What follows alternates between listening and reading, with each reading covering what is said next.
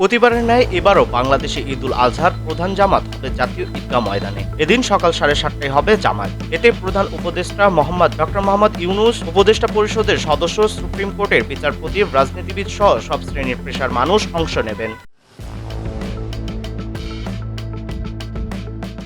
এবার জাতীয় ঈদগাহে ঈদুল আজহার নামাজে ইমামতি করবেন বাইতুল মোকাররম জাতীয় মসজিদের খতিব মুফতি মোহাম্মদ আব্দুল মালেক। ইতিমধ্যে ঈদ জামাতের জন্য সম্পূর্ণ প্রস্তুত করা হয়েছে হাইকোর্ট সংলগ্ন জাতীয় ঈদগাহ মাঠ। সেখানে একসঙ্গে প্রায় ৩৫,০০০ মানুষের নামাজ পড়ার ব্যবস্থা করেছে ঢাকা দক্ষিণ সিটি কর্পোরেশন। তবে প্রতিকূল আবহাওয়া বা অন্য কোনো কারণে জাতীয় ঈদগাহে ঈদের নামাজ আদায় করা সম্ভব না হলে সকাল ৮টায় জাতীয় মসজিদ বাইতুল মোকাররমে ঈদের প্রধান জামাত হবে।